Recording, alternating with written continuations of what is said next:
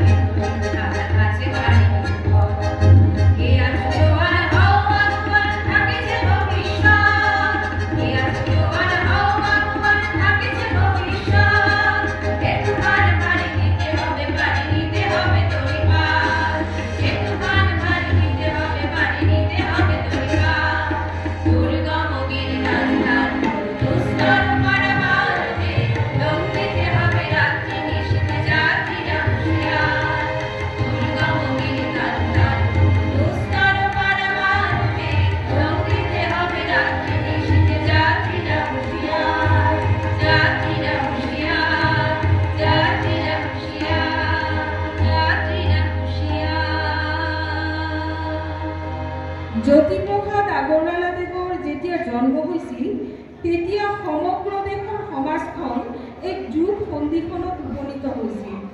এফালে ভাৰতৰ নৱজাগৰণ আন্দোলন, আনফালে ব্ৰিটিছ সাম্ৰাজ্যবাদী শাসকসকলৰ শোষণত দেশবাসী মুক্তিৰ বাবে বিদ্ৰোহত লিপ্ত। এই শোষণে কাঢ়ি লৈছিল মানুহৰ সকলো অধিকাৰ, পেটৰ ভাত। জ্যোতিপ্ৰসাদকো এই চেতনাই ব্যাকুল কৰি তুলিছিল। তেওঁৰ গানত প্ৰকাশ পাইছিল সেই নিদাৰুণ যন্ত্ৰণা। তেওঁ গাইছিল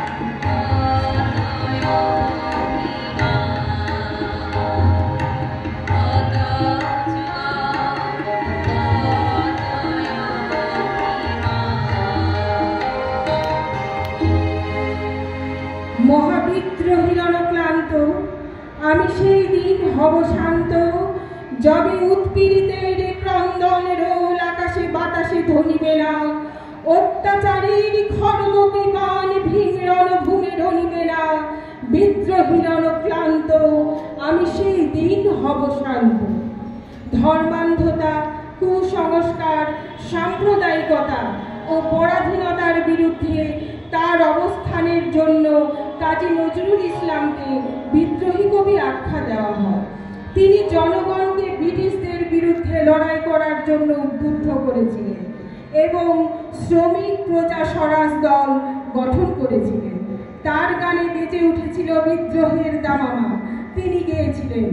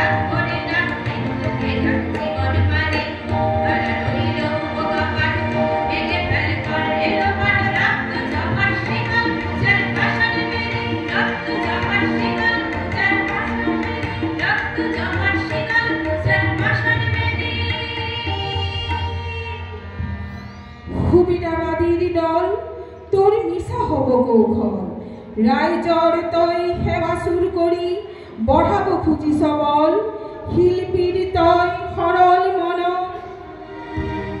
শিল্পীর তৈ অমল প্রাণর বিমল কানর, কি বুঝিবি কিয় ওলাই নির্মল সৃজল, জনতাকে ভরা সল সাতুরির আলাখতে গোজাকু আভাতুরির স্বরূপ ওলাইব, তই হাতে হাতে পাবি ফল হেরো খকুয়ার দল। সঁচাকৈয়ে স্বাধীনতাৰ দুৱাৰ খুলি ওলাই আহিছিল ক্ষয় ক্ষয় বিপ্লৱী সেনানী জ্যোতিপ্ৰসাদ আগৰৱালাৰ গীতত অনুপ্ৰাণিত হৈ। জ্যোতিপ্ৰসাদৰ মানস কন্যা কনকলতা বৰুৱা, মুকুন্দ কাকতি আৰু বহুতো বিপ্লৱীৰ আত্মবলিদানেৰে ৰাঙলী হৈছিল দেশমাতৃকাৰ বেদী। তেওঁৰ উদাত্ত আহ্বানত ওলাই আহিছিল দেশৰ যুৱ সমাজ। তেওঁ গাইছিল,